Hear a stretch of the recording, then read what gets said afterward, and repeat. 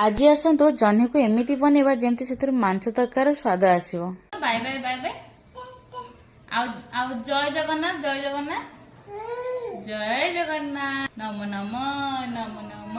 ପ୍ରଥମେ ଜହ୍ନିକୁ ଏମିତି କାଟିକି ରଖିଦେବେ, ତାକୁ ଜମା ଧୋଇବେ ନାହିଁ। ତାପରେ ଆମେ ଏପଟେ ଜହ୍ନି ତରକାରୀ ପାଇଁ ମସଲା ରେଡି କରିବା। କିଛି ଜିରା, ତା ସହିତ ଅନାସୀ ଫୁଲ, ଡାଲଚିନି, ରସୁଣ, ଶୁଖିଲା ଲଙ୍କା, କିଛି ଅଦା ଆଉ କଟା ପିଆଜ, ପୋସ୍ତ, ଟମାଟୋକୁ ଦେଇକି ଭଲ ଭାବରେ ଗୋଟେ ମସଲା ରେଡି କରିଦବା। କଡେଇରେ ତେଲ ଦେଇକି ଜହ୍ନି ଗୁଡାକୁ ଗୋଟି ଗୋଟି କରି ଫାଷ୍ଟ ଛାଣିଦେବା। ଏପଟେ ଆଳୁକୁ ସିଝେଇକି ଚୋପା ଛଡେଇ କାଟିକି କଡେଇରେ ଅଳ୍ପ ତେଲ, ତେଜପତ୍ର, କାଟିକି ରଖିଥିବା ପିଆଜ ଭାଜି ହେଇସାରିବା ପରେ ସେଥିରେ ବାଟିକି ରଖିଥିବା ମସଲାକୁ ଆଡ୍ କରିଦେବେ। ତା ସହିତ କଟା ଟମାଟୋ, ହଳଦୀ ପାଉଡର, ଧନିଆ ପାଉଡର, ତା ସହିତ କାଶ୍ମୀର ଚିଲି ମିଟ୍ ମସଲାକୁ ଦେଇକି ତାକୁ 5 ମିନିଟ୍ କଷି ସାରିବା ପରେ ସେଥିରେ ଜହ୍ନି ଆଳୁକୁ ଦେଇକି ତାକୁ ଗୋଟେ 2 ମିନିଟ୍ କଷିଦେବେ। ତାପରେ ସେଥିରେ ସ୍ୱାଦ ଅନୁସାରେ ଲୁଣ ଆଉ ପାଣି ଦେଇକି ତାକୁ ଫୁଟିବାକୁ 10 ମିନିଟ୍ ଛାଡ଼ିଦେବେ।